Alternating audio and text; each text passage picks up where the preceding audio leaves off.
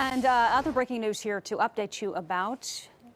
We're told a driver has passed away after a horrific two-car crash. This happened near Northwest 7th and Classen, and right now it is not yet clear what caused that crash, but we do know two others are hospitalized in serious condition.